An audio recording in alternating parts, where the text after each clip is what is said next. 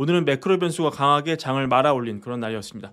발단이 된 거는 아침에 나온 이 컨퍼런스 보드 소비자 심리 지수였는데요. 컨퍼런스 보드가 발표하는 소비자 심리 지수 5개월 연속 하락세 보이다가 5월에 드디어 가파르게 상승하면서 98을 찍었습니다. 100 근처까지 올라갔습니다. 4월에 찍은 85.7 크게 웃돌았고 다우존스가 집계한 예상치 86 역시 상회했습니다. 결국은 지난 5월 12일 이 미중 무역 합의가 결정적인 역할을 한 것으로 볼 수 있고요. 지금 다른 지수도 많이 올라가지고 이 동행 지수가 135.9로 4.8포인트 올랐고 기대 지수 17.4 급등해서 72.8 기록했습니다. 향후 12개월간 주가가 더 높아질 것이라고 예상한 응답자 비율이 4월보다 6.4%포인트 증가한 44% 기록했습니다. 애초에 이 지수에 대한 기대감이 별로 없는 상황에서 굉장히 소프트 데이터 측면에서 좋은 그런 지수가 나왔기 때문에 사실 지금 미국 데이터가 하드 데이터는 꽤 괜찮은데 이 심리적인 부분인 이 소프트 데이터가 너무 안 좋았던 거였죠. 근데 이 가려운 부분을 오늘 이 컨퍼런스 보드가 긁어주면서 시장 크게 반등으로 화답했습니다. 나스닥이 거의 2.5% 올랐고요. 러셀 2000도 그 정도 올랐고 S&P 500 2% 넘게 오르고 다우진수 1.78% 상승했습니다. 빅스 지수 크게 떨어졌고요. 금 가격 소폭 하락했습니다. 오늘 가장 뜨겁게 주가가 오른 거는 역시 원전주라고 볼 수 있죠. 뉴스케일 파워가 본장에서 17.46% 상승했고요. 그리고 오클로 10% 넘게 올랐습니다. 지난 시간에도 전해드렸지만 지금 미국만 원전에 집중하는 게 아니죠. 굉장히 전 세계적으로 원전에 대한 관심이 집중되고 있기 때문에 이런 강력한 주가 움직임 나왔다고 볼 수 있고요. 그리고 오늘 이 테슬라가 상당히 많이 올랐습니다. 거의 7% 가까이 올랐는데 이것도 사실은 냉정하게 보면은 하드 데이터만 보면은 사실은 좋은 숫자가 나오질 않았습니다. 오늘 보면은 유럽 자동차 제조업 협회에서 발표가 나왔어요. 4월분 데이터인데 테슬라 판매가 전년 동기 대비 49% 떨어졌습니다. 근데 중국 비아디는 같은 기간 유럽에서 판매가 359%가 늘어가지고 역전이 됐습니다. 근데 이런 숫자에도 불구하고 최근 머스크가 트럼프 행정부에서 비교적 발을 떼고 도지에서 발을 떼고 본업에 충실하는 모습. 예를 들어서 지난주 토요일 날 글을 올렸죠. 다시 이 일주일 내내 24시간 일터에서 시간을 보내는 모드로 돌아갔다. 그래서 컨퍼런스 룸이랑 서버나 이런 공장 바닥에서 잠을 자고 있고 그다음에 XAI, 테슬라, 스타쉽 이런 거에 완전히 집중을 해야 된다. 지금 매우 중요한 그런 기술들이 나오고 있기 때문이다. 이렇게 글을 올립니다.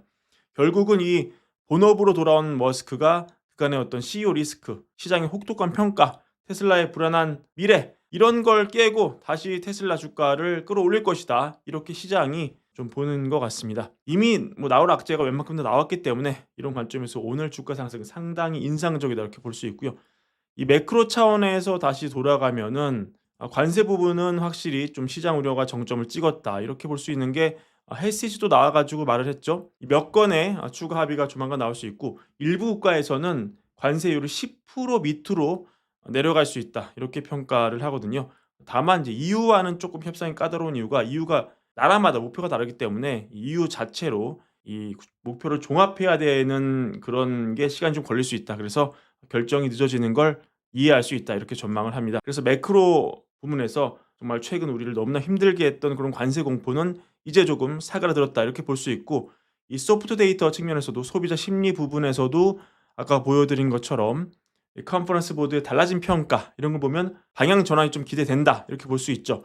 그러면 굳이 이 시점에서 우리가 우려해야 될 포인트를 굳이 찾는다면 결국은 다시 나온다면 물가가 될 가능성이 좀 높겠습니다. 시장이 물론 이걸 잘 녹여낸다면 어찌저찌 잘 넘어갈 가능성도 충분히 또 있겠죠. 일단은 최근에 나온 데이터를 하나 보시면은 이게 작년 중순부터 올해 3월까지 이 정치적 계층에 따라서 지금 가장 중요한 게 뭐냐 이런 걸 묻는 설문인데 5월 20일 날 그 결과가 나왔습니다. 레프트에서도 가장 중요한 거는 결국은 물가. 센터에서도 물가. 라이트에서도 결국 물가예요. 그러니까 물가로 이 대동단결입니다. 지금 PC도 내려가고 CPI 내려가고 하드 데이터로 본 물가 지표는 안정적이지만 절대적 레벨 측면에서 그동안 팬데믹 지나가면서 물가가 너무 많이 절대로 레벨이 올랐잖아요. 소매 물가 자체가 그때랑 비교하면 높지 않습니까? 그러니까 사람들이 어느 정도 지금 민감해 있고 이제 짜증이 나 있는 거죠.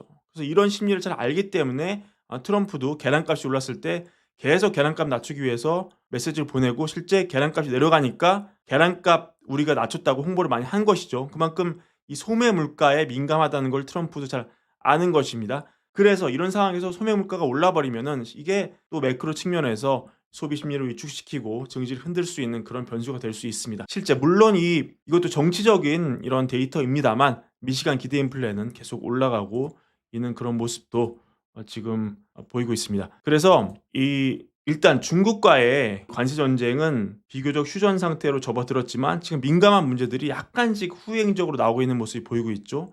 각종 회사들이 가격을 올릴 수밖에 없다 이런 얘기를 좀 하고 있는데 얼마 전 월마트도 한번 나오지 않았습니까? 이 CEO가 나와가지고 소매 마진이 너무 낮아가지고 모든 부담을 다 감당을 할 수가 없다 이렇게 얘기하니까 트럼프가 전화를 해가지고 너 그러면 안 된다 얘기했고 또 베센트도 나와가지고 이 월마트도 일정 부분은 이 감당할 것이다 이렇게 진화하는 모습 그렇게 우리가 본 적이 있고요. 또 보시면은 이 랄프 로렌 역시 지금 이 가격 인상을 좀 예고를 해놓은 상황이고 이미 올 가을에 가격 인상이 예정돼 있지만 이번 관세 여파로 가을은 물론이고 내년 봄까지 또 인상폭이 커질 수 있다. 이렇게 월저널 보도도 나오긴 했습니다. 바비 인형으로 유명한 이 마텔 역시 뭡니까? 일부 가격 인상을 조금 공식 확인한 적이 있었죠. 그래서 계속 이런 식으로 하면은 마텔에도 이 관세를 엄청 세게 매겨서 바비 인형 못 팔게 할 거야 이렇게 또 위협하기도 했습니다. 근데 이 미국에서 판매되는 이 장난감의 80%가 중국산이라는 점 이런 것 때문에 또 회사는 지금 재무 가이던스도 보류한 그런 상황이고요. 또 볼보와 또 스바루 이런 자동차 업체도 좀 가격 인상을 좀 예정해 놓은 상황이고 나이키와 아디다스 역시 이 나이키는 6월 1일부터 가격 인상을 좀 단행할 예정이고 또 아디다스 CEO 역시 미국 시장을 겨냥한 모든 제품에 어느 정도 비용 증가가 불가피하다 이렇게 얘기한 적이 있습니다. 이게 전부 관세 여파라고 볼 수는 없지만 적어도 관세의 영향을 완전히 배제할 수는 없는 거죠. 이런 것들이 후행적으로 물가가 오르면서 소비자 민심을 자극하고 다시 소프트 데이터를 좀 안 좋게 하면서 증시를 억누르는 변수가 될 수 있다. 이런 점은 참고 정도로만 알아두시면 좋을 것 같고요. 여튼 지금 투심은 굉장히 좋은 상황이다. 오늘 소프트 데이터 반등과 함께 굉장히 증시 좋았다.